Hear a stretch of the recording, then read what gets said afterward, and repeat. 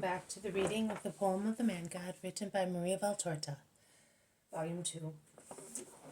Chapter 203, The Our Father.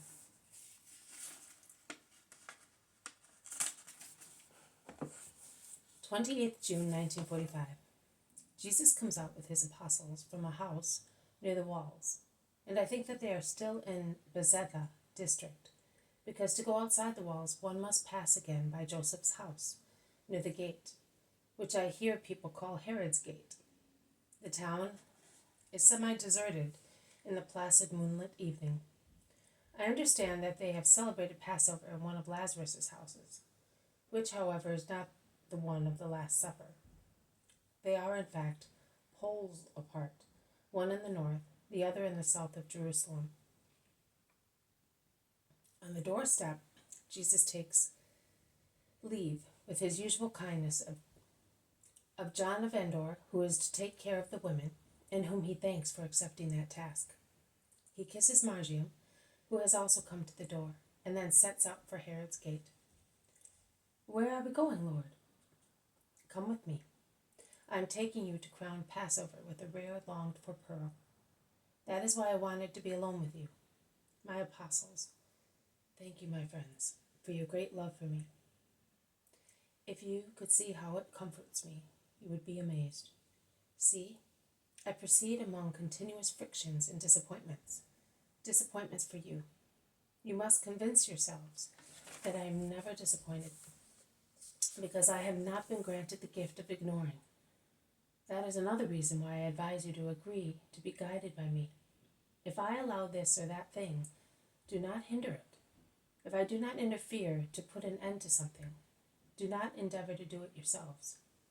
Each thing is to be done at the right moment. Trust me in everything. They are at the northeast corner of the circuit of the walls. They turn round it and proceed along the hill of Moriah to a point where they can cross the Kidron by a little bridge. "Are we going to Gethsemane?" asked James of Alphaeus. "No, farther up, to the Mount of Olives." "Oh, it will be lovely," says John. "Also the boy would have liked it," whispers Peter. "Oh, there will be many more opportunities for him to come here. He was tired. He is only a boy. I want to give you a great thing, because the right moment has now come for you to have it." They climb up among the olive trees, leaving Gethsemane on the right, until they reach the top of the mountain, where the leaves of the olive trees are rustling in the wind. Jesus stops and says, "Let us stop. My dear disciples, who are to continue my work in future, come near me. Many a time you have said to me, 'Teach us to pray as you pray. Teach us as John taught his disciples, so that we may pray with the same words as our Master.' And I always replied to you, 'I will do that when I see in you the minimum sufficient preparation, so that the prayer may not be a vain formula of human words, but a real conversation with the Father.' That moment has now come. You now possess what is necessary to know the words worth being said to God, and I want to teach you them this evening. In peace and in our mutual love, in the peace and love of God and with God, because as true Israelites we have fulfilled the Passover precepts, and we have complied with God's commandment concerning love for God and our neighbor. One of you has suffered very much during the past days. He suffered undeservedly, also because of his effort to repress his indignation roused by the undeserved deed. Yes, Simon of Jonah, come here. Not one throb of your honest heart has been concealed from me. Neither has there been any grief that I have not shared with you, both I and your companions. But you, my Lord, have been offended more than I was, and that was for me a greater pain. No, a more sensitive, no, not that, a more. Well, that Judas should have loathed to be present at my feast has hurt me as a man, but to see you grieved and offended has hurt me in a different way, and I suffered twice as much. I do not want to boast and show off by using your words, but I must say And if it is due to pride in me, tell me. I must say that I suffered with my soul, and it hurts more. It is not pride, Simon. You suffered spiritually, because Simon of Jonah, a fisherman in Galilee, is changing into Peter of Jesus, the master of the Spirit, so that also his disciples are becoming active and wise in the Spirit. It is for this progress of yours in the life of the Spirit. It is because of such progress of you all that I want to teach you the prayer this evening. How much you have changed after the solitary retreat. Everybody, Lord? Asks Bartholomew, who sounds rather incredulous. I understand what you mean, but I am speaking to you, 11, not to anyone else. But what is the matter with Judas of Simon, Master? We do not understand him anymore. He seems so changed, but now, since we left the lake, says Andrew desolately. Be quiet, brother. I have the key to the mystery. A little bit of Beelzebub has stuck to him. He went to look for it in the cave of Endor to astonish us, and he was served as he deserved. The Master said it on that day. At Gamala, the demons brushed into the pigs. At Endor, the demons came out of that poor wretch of John and went into him. We know that. We know. Let me tell them, Master. I have it here in my throat, and if I do not say it, it will not come out, and it will poison me. Be good, Simon. Yes, Master.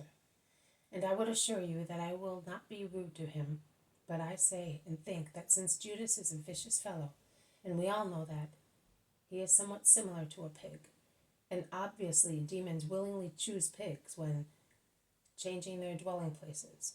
There it is. I have said it. Do you think it is thus? Asks James of Zebedee. What else can it be? There's no other reason why he should be so intractable. He is worse now than he was at the Clearwater. And there one might have thought that the place and the season made him so nervous, but now there is another reason, Simon. Tell us, Master.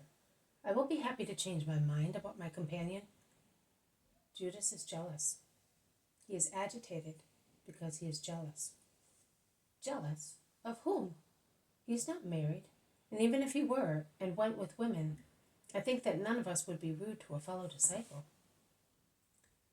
He is jealous of me. Just think. Judas changed after Endor and after Esdraelon. That is, when he saw that I was taking care of John and of Jabez. But now that John, above all, John, will be going away, as he will be leaving me and staying with Isaac, you will see that Judas will become merry and good once again. Well, but you are not going to tell me that he is not possessed by a little demon, and above all, no, I will say it, and above all, you will not tell me that he has improved during these last months. I was jealous as well last year. I would have liked anybody except the 6 of us. I would not have liked anybody except the 6 of us, the first 6. Do you remember? Now let me invoke God just this once as witness to what I am going to say. Now I say that the more the disciples increase in numbers around you, the happier I am. Oh, I would like to bring all men to you. And I would also like to have all the necessary means to help those who are in need, so that misery may not hinder anyone from coming to you. God sees whether I am telling the truth. But why am I thus now? Because I let you change me. He has not changed. On the contrary, yes, Master, a little demon has possessed him. Do not say that. Do not think that.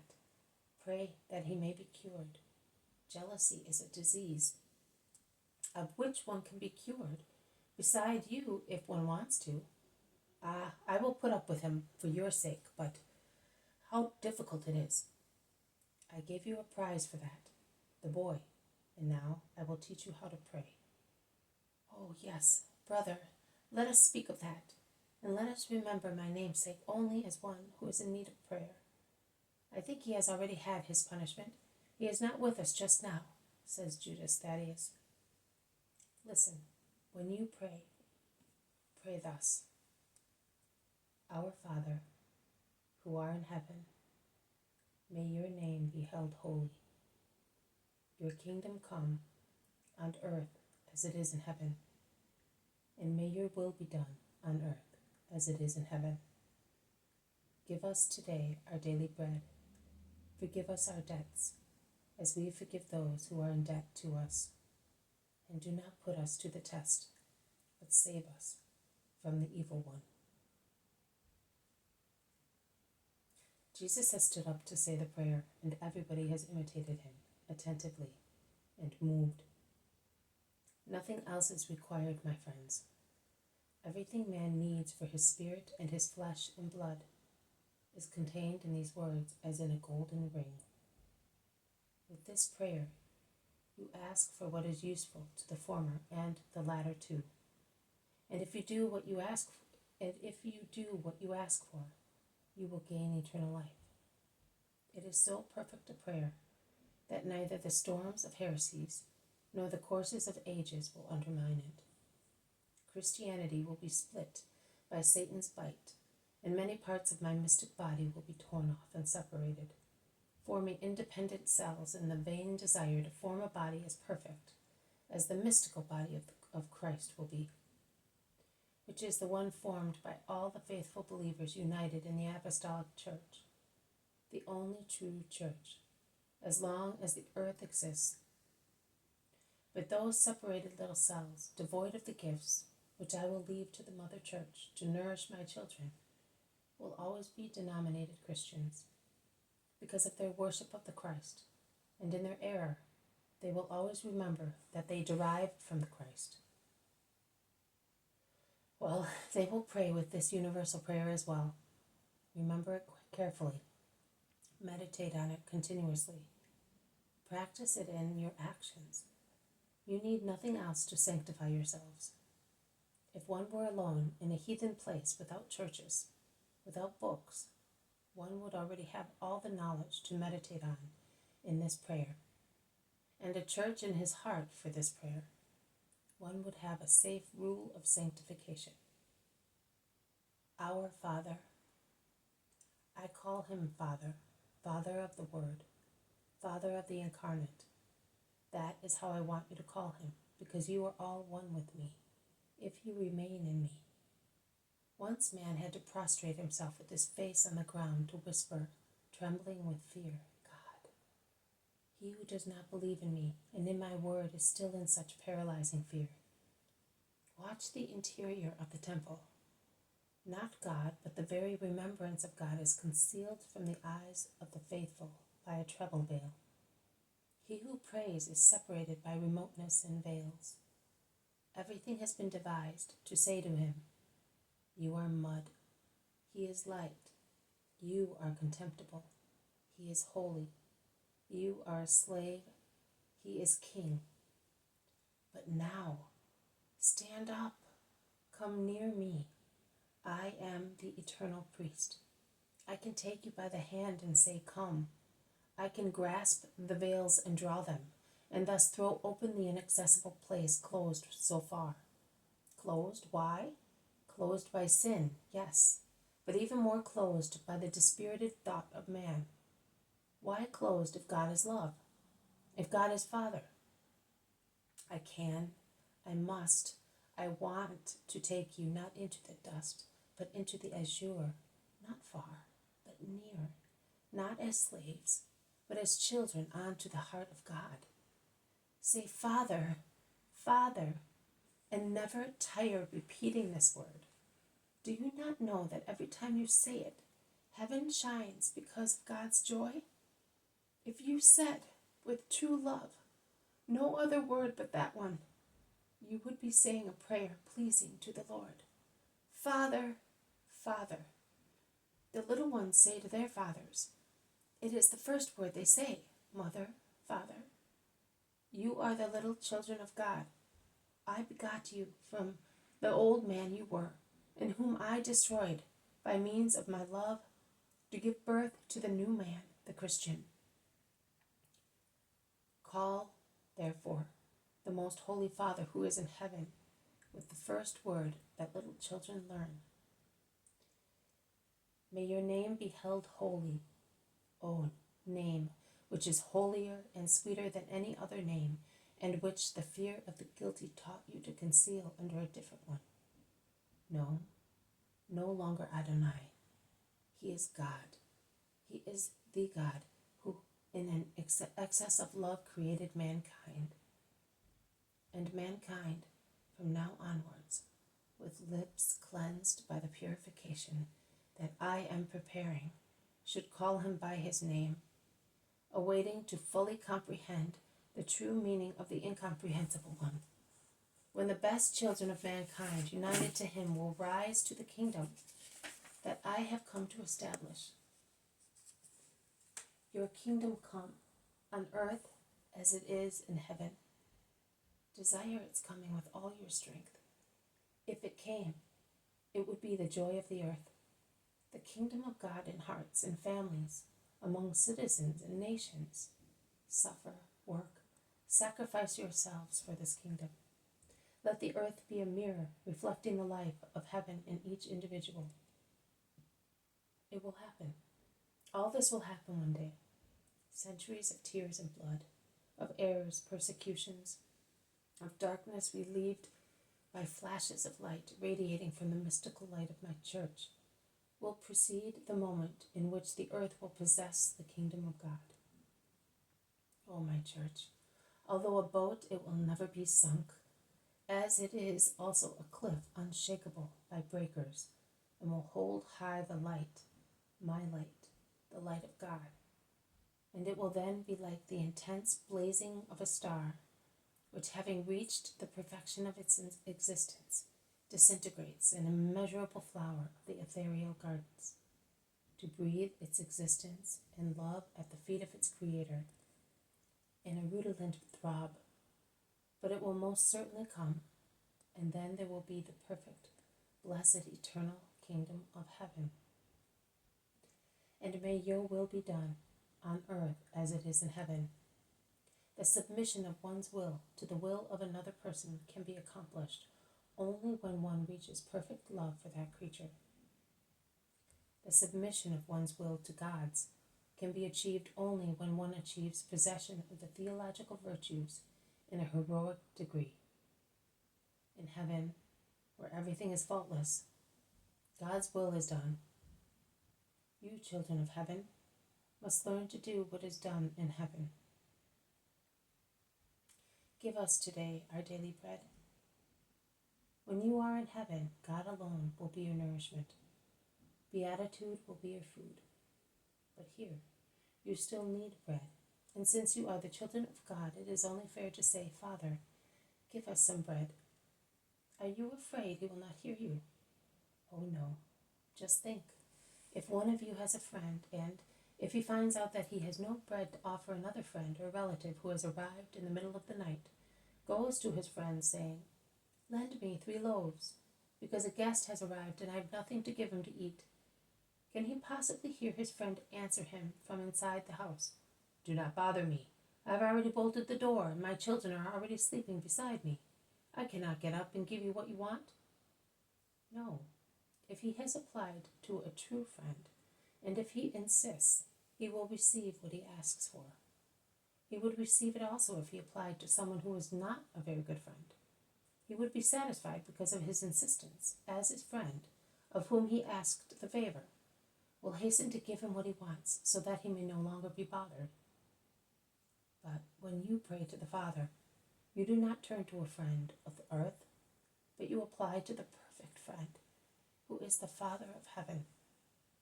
That is why I say to you, ask, and it will be given to you. Search, and you will find. Knock, and the door will be opened to you. For the one who asks will receive.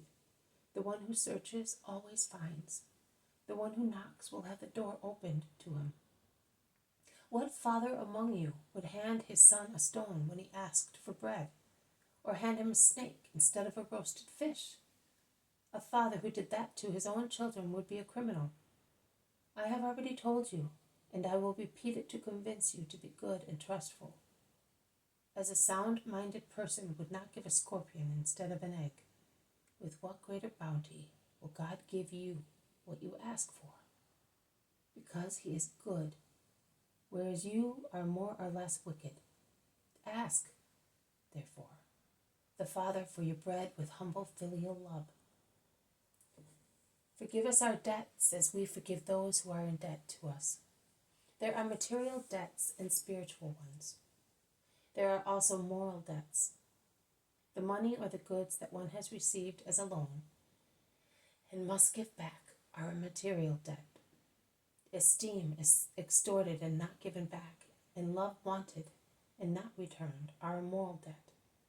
To obey God, from whom one would exact much, giving him very little, and to love him are a spiritual debt. He loves us and is to be loved, as a mother, a wife, a son, from whom so much is exacted, are to be loved. A selfish man wants to receive but does not give, but an egoist is poles apart from heaven. We are in debt to everybody, from God to a relative, from a relative to a friend, from a friend to our neighbor, to a servant, to a slave, because they are all beings like ourselves. Woe to him who does not forgive. He will not be forgiven. God, out of justice, cannot remit the debt of a man who is in debt to him, the most holy one, if man does not forgive his fellow man. Do not put us to the test, but save us from the evil one. The man who did not feel the need to share the Passover supper with us asked me, less than a year ago, "What? You asked not to be tempted and to be helped against temptation?" There were only the two of us, and I replied.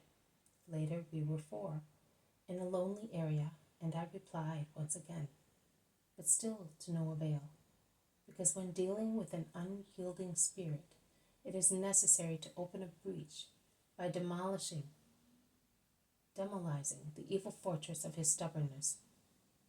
And I will therefore repeat it once, 10 times, 100 times, until everything is accomplished. But since you are not hardened by strange doctrines, or by even stranger passions, I beg you to pray thus. Pray with humility that God may avert temptations from you. O humility, to know oneself for what one is, without losing heart, but to know oneself. Say, I may give in, even if I do not think I could do it, because I am but an imperfect judge of myself. Therefore, Father, if possible, deliver me from temptations by keeping me so close to you as not to allow the evil one to harm me. Because remember, it is not God who tempts you to evil things, but it is the evil one who tempts you. Pray the Father that he may support your weakness, so that it may not be led into temptation by the evil one. I have told you everything, my beloved ones. This is my second Passover among you. Last year we shared only our bread and the lamb. This year I give you my prayer. I will have other gifts for my future Passovers amongst you, so that when I shall have gone where the Father wants me, you may have a remembrance of me, the Lamb, at every feast of the Mosaic Lamb. Get up and let us go. We shall go back to town at dawn.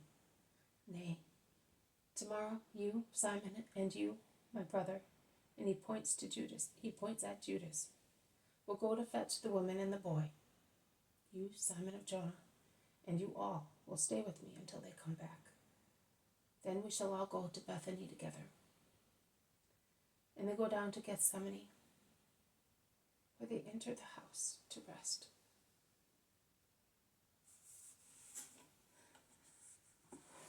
This has been a reading from the poem of the Man God, written by Maria Valtorta, Volume 2.